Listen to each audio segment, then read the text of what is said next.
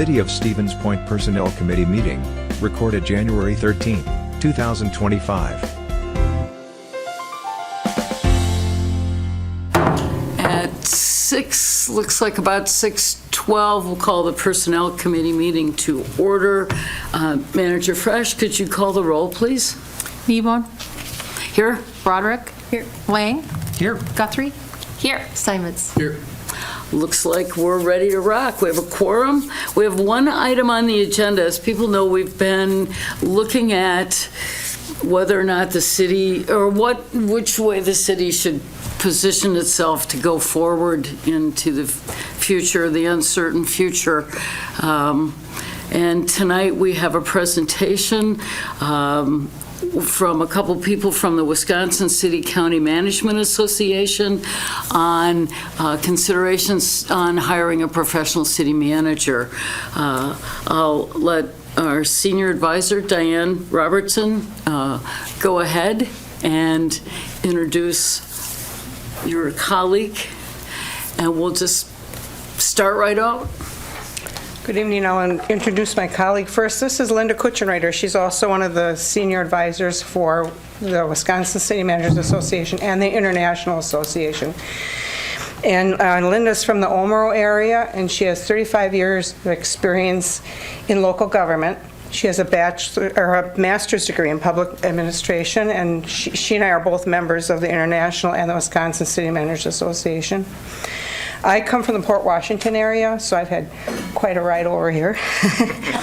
I have 46 years of local government experience with 3 different communities, and I also serve as a senior advisor for the 2 associations. So we apologize for Shawn Murphy. He was going to come tonight, but he is home with some type of respiratory illness. He called me today, couldn't even talk. I said, don't worry. So we're here. It's the International City Management Association. The Senior Advisor Program was established by ICMA Executive Board in 1974 to make the council experience and support available to city and village and county managers and administrators, assistants, and other ICMA members. Limited service is also provided to municipalities considering professional management. Senior advisors primarily are retired managers. There is no compensation that we receive. The only thing we receive might be some reimbursement of expenses, mileage, things like that. The benefits of a professional administrator: they carry out the policies established by the elected officials. They deliver public services efficiently, effectively, and equitably, managing day-to-day operations. They centralize administrative accountability. They appoint by and serve at the pleasure of the elected body. No guaranteed term of office or tenure for the administrator position. They're evaluated on their responsiveness to the elected body and the community, and on their ability to provide efficient and effective services. They may be terminated at any time. They provide technical knowledge. They can negotiate with unions. They have a greater knowledge of available grants, and I have to say that in my 46 years of local government, I received more in grants than what I cost any of my communities. So I've kind of lost money. They have experience in education. They have management expertise. They're dedicated to public service. And the communities with appointed administrators often have a lower tax rate. They provide more efficient services. They have fewer personnel problems. They relieve elected officials of administrative tasks so they can focus on policy matters and long-range planning. And they often have a more robust economic development. We're just going to switch off a little here, so you can move ahead. Duties of appointed professional.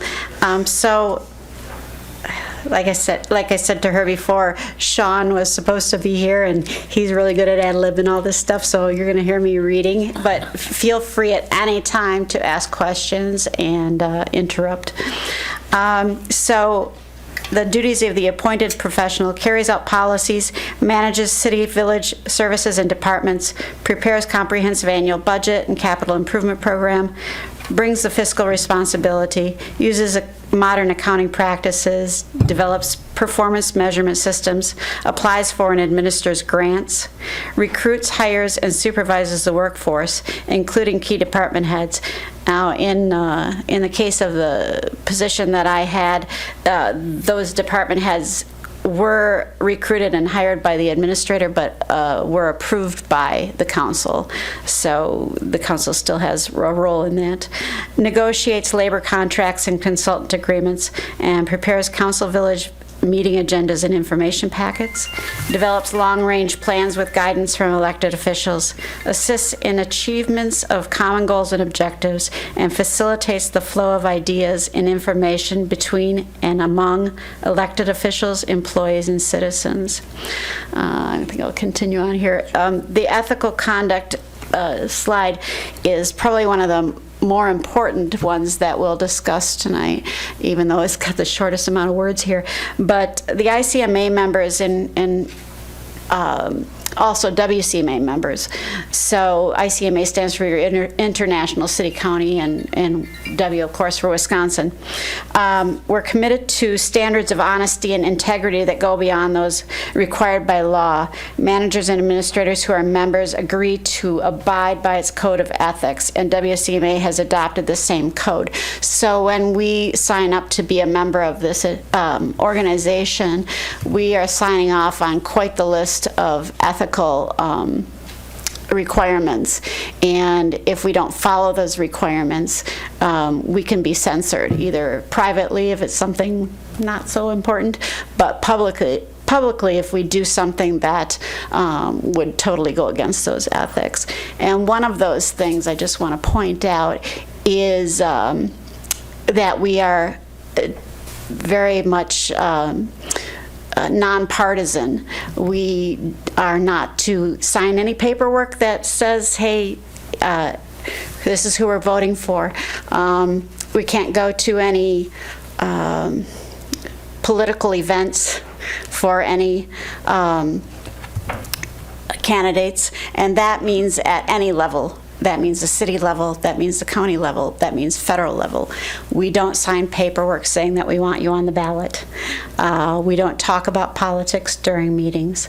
And I think that's very important to point out, that in today's split society, we try to maintain that non-partisan position throughout our career. And you also won't see an election sign on any of our lawns. And we're really held to that standard, or there would be a public censure, which is above all embarrassing, and then try to get another job after the fact. It's just won't happen. So there are some myths for professional management. Hiring an administrator means giving up your right as an elected leader, and that is false. The elected board and council members are the policy makers, and the administrator reports to them. The administrator is responsible for carrying out the policies on a day-to-day basis, and the administrator can be fired at any time by the board or the council. And the mayor and the council are accountable to the citizens, and the administrator is accountable to the elected officials. Hiring an administrator takes power away from the board or council, and that is also false. It strengthens the position of the governing body to make key decisions. It will, however, result in adjustments as to who is responsible for what. So you're still responsible for directing the administrator on the day-to-day policies and procedures. You set policy, the administrator implements them, whether they like it or not. So they are accountable to the board or the council. Administrators cost too much. We kind of spoke about that. Administrators in Wisconsin with a population of 15 to 30,000 receive between 120 or 182,000, well under comparable private sector positions. By effective management, they are likely to pay for themselves within a short period of time, and that has been my case. For very small communities, it is common for the administrator position to be combined with the clerk treasurer, or other positions such as zoning administrators. The smaller you get, the more the administrator picks up those duties, But that also strengthens that person because they learn more. They know more about the implementation rather than having a bigger staff. I've worked for a big community in Milwaukee County. It was easier to work that and manage that community because you had people to delegate to. In small communities, you don't. But yet you get to know all the laws and all the ordinances and the policies and all the forms you have to fill out at state and federal level. There are 596 cities and villages in Wisconsin. Approximately 180 have administrators or managers. About 28 communities within 15 to 30,000 have an administrator manager. A recent survey of 19 communities in Wisconsin with populations between 15 and 30 found the average salary for the city administrator to be about $150,000.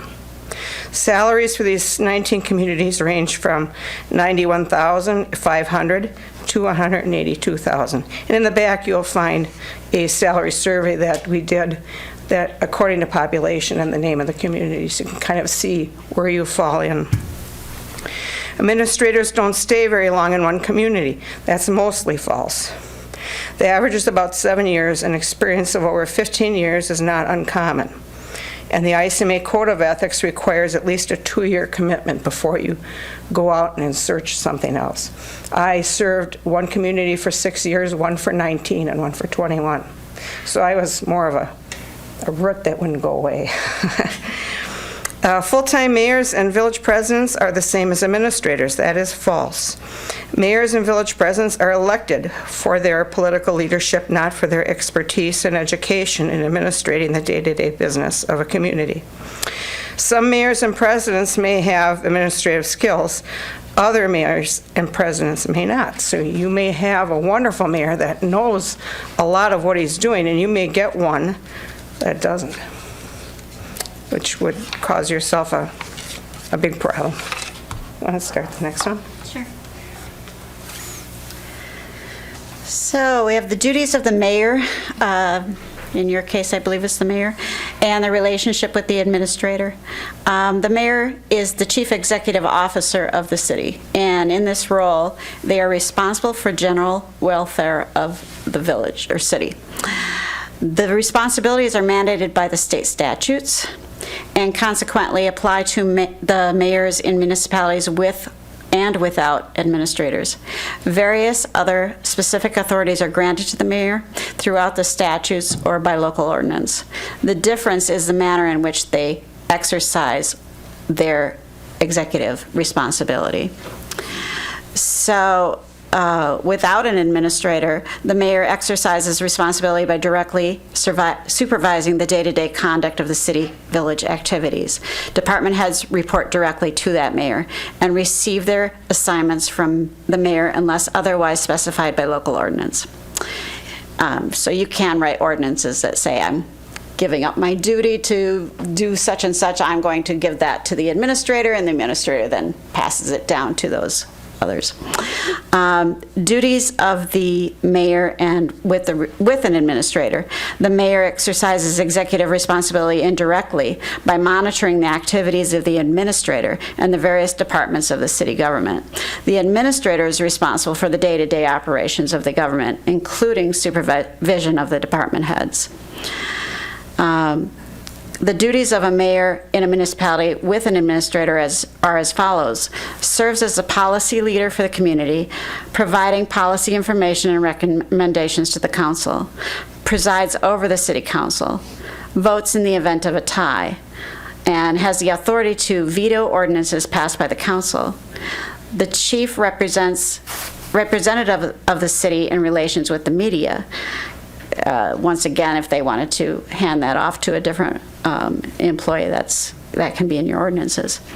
Represent the city in meetings with and presentations to other governmental units, business community groups, and other groups. The mayor works with the residents of the community, receiving their comments and complaints, and seeking appropriate responses in conjunction with the administrator and, if desired, the council.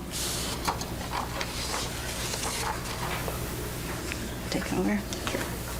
There are two forms that you can implement by ordinance. One is administrator, one is manager. The administrator form is most common. It's easier to accomplish, It requires a charter ordinance of 2/3 or a simple ordinance, and establishes an ordinance creating the position and defining the duties. The manager form of government is more structured. There are 13 in the state of Wisconsin. Managers are more that have the power to hire, fire, of course, after consulting with you, but they do have more power according to state statutes. The government must be modified to provide for that position, and so it's usually approved by either petition or referendum or a charter ordinance under Chapter 64 of the state statutes. Villages have similar options. They can remain under Chapter 61 and establish the administrative position by simple or charter ordinance, and they can establish the manager position by adopting Chapter 64 of the statutes. And I worked for a village that I was the manager. Usually it's a city, but I have worked in the village side.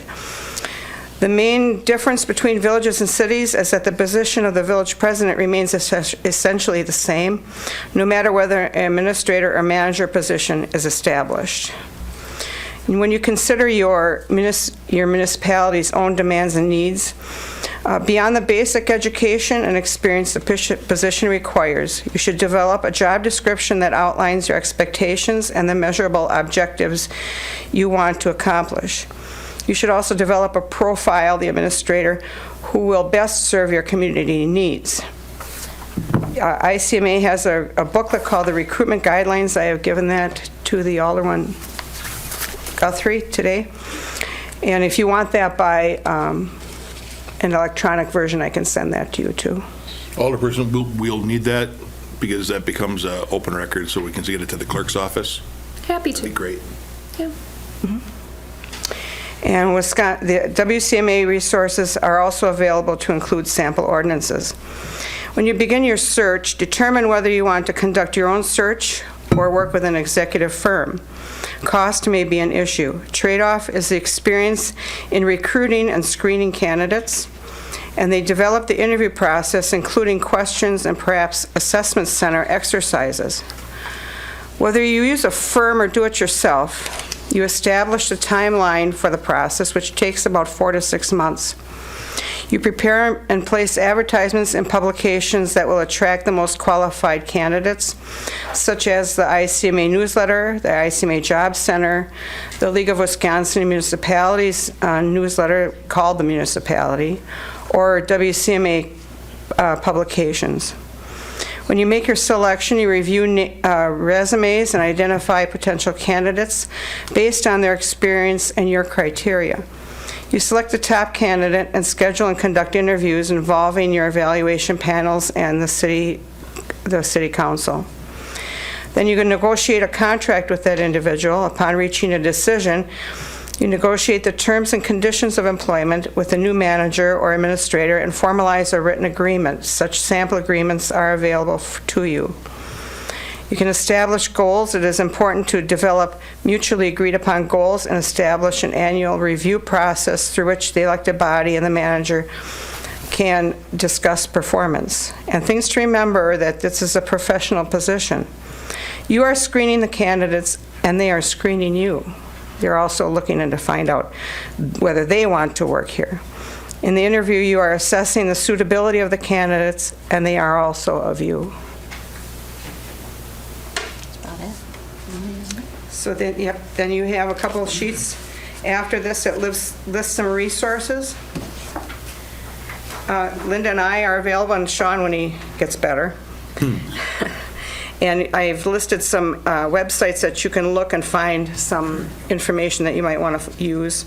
I've listed 4 executive search firms. We don't advocate for one or the other. You might want to search and interview them ahead of time.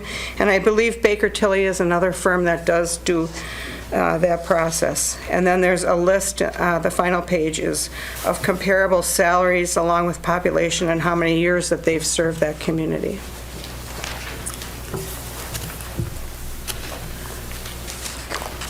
you left something on the table for members. I'll grab one of those to hand the bundle of everything to the clerk, but is that something that you want to explain to the community that you've provided? That is exactly what we used for our presentation. It's just a copy of everything we just said. Perfect. Okay, so that's available here, and I'll Yeah. hand that copy to the clerk. So now we're here to answer questions. Should you have? Any questions first from the committee members? I do have a question. Firstly, thank you for a very informative presentation. You had mentioned anecdotally that coming on as a city manager, you probably were able to find more funds and grant money than you were actually costing for your salary. I have also encountered some literature that suggests that government expenditure per capita and the tax rate in general are often lower in these municipalities with a manager and an admin. So I'm curious, does your association maintain any kind of quantitative data about the benefits of an administrator manager over a strong merit model? Other than what we've presented, I know of no other document that would talk about that. I'd have to look into the international to see if they have something, but if we find something, we could certainly send that your way. But I know, like, when I left AMRO, the last thing I did was a grant that got us well over $1 million in AMRO to do an entire water and sewer project in one section of the city. So grant writing is a big part of what we do. And there was a constant flooding. I worked for the village of Thiensville, and it was along the Milwaukee River. 2 or 3 times a year it would flood, and you'd spend more on overtime and sandbags and getting people to open up the downtown street. It would actually close the street. I competed for a federal grant, nationwide federal grant, and got $1.75 million to help with that one project. Hasn't flooded since 2008. That's just one example. Thank you very much. Impressive. I had 2 questions kind of on that same topic, Alder Broderick. Also, thank you for braving the weather and coming in and sharing your expertise and passion. Should have started with that. When it comes to the grants that an administrator or manager can help bring in, are these like grants that a city probably would not be getting otherwise? No, it just takes your knowledge to know that they're out there, where to look for them. Your engineer can probably do a lot of that also, but I did a lot of the background and writing of the grants themselves. But that does not mean that you're ineligible for them. You just have to know where to look for them, and an administrator would know where to look for them. Okay. And on the topic of cities with these structures having, in general, a lower tax rate, does that happen because cities are more likely to bring in administrator or manager if they have a lower tax rate, or is there generally a shift in that direction once someone in that capacity is brought on? It's more of a shift. Your administrator will look at the budgets, fine-tune it, and maybe make suggestions to you that would lower the tax rate, or bring in developments that would bring up your assessed value, thereby lowering your tax rate. There are different ways to do that. One last question from me. Have you encountered any cities, or how common is it for someone to try out this structure and then have the city go back to like remove an administrator or a manager and then not replace that role? I have been a senior advisor for 5 years, and I know of one that did do that. Okay. It's So not uncommon. very common that city or village goes from having an administrator to not having an administrator. I've seen that very few times over the years. Yeah, but you can do it. It's your option to do that. So, I mean, if you find that it's not working for you, that is one of your options, but I know of one, Okay. and it's not near here. Anybody else on the committee? I'll ask a question. Thank you again for visiting with us today and sharing your wisdom. What is the threshold that usually tips a community that's growing towards this model and away from an elected mayoral position solely? Is it size of population? Is it complexity? Is it just the modern way of doing things? Can you help us understand any trends towards a transition in org chart? Personally, there's a community in Door County that has 600 people. They have a full-time manager. I think it's more having a cohesive government that no matter who's elected, you have somebody that has that stability to keep running it. And you might have a wonderful mayor that is probably better than any administrator around, but you get a chance of getting a mayor that does not have the skills that allow you to do that. So it's more keeping a contiguous form of government. Yeah. It's not necessarily size.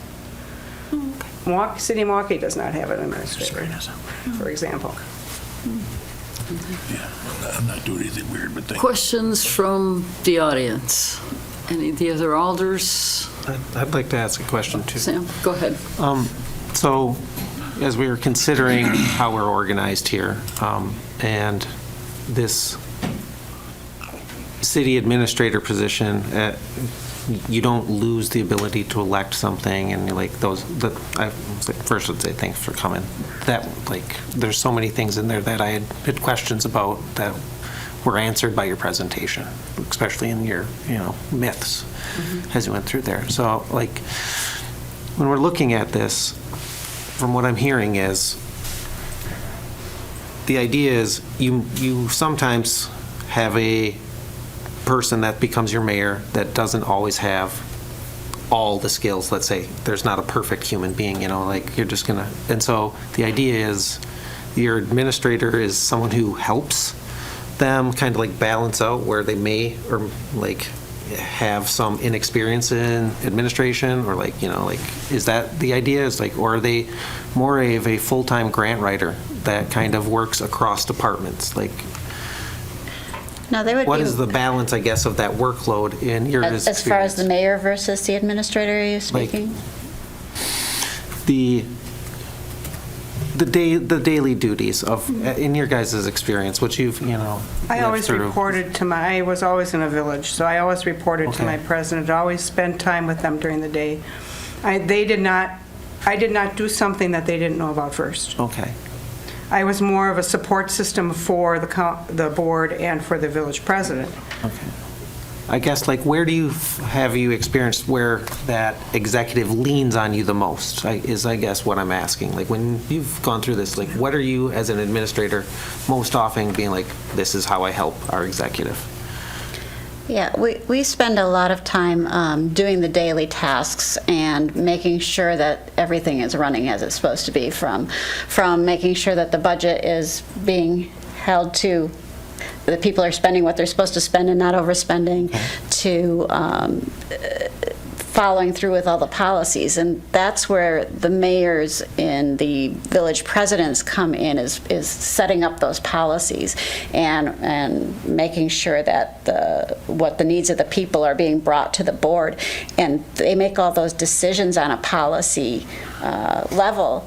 And the administrator brings them the information that they need to make those decisions.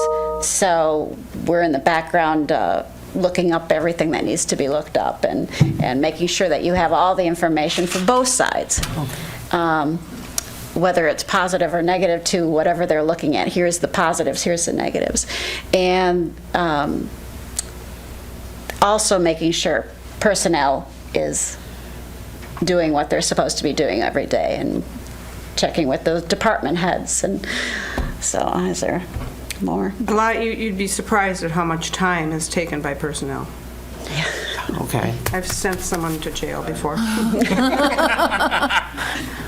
happily, but when it happens, you got to do it. But Handling the firing of a kid at the pool. There's a lot that you're doing on a day-to-day basis, and every day is different, so it's hard to say, okay, this is exactly what we do, because every day we're saying, what's the most important thing of today, and we're going to take care of that, and then something new comes in, and you're handling something completely different than what you planned, but prioritizing and making sure that the council is aware of everything that's happening, so that they can make those policy decisions that we follow through on.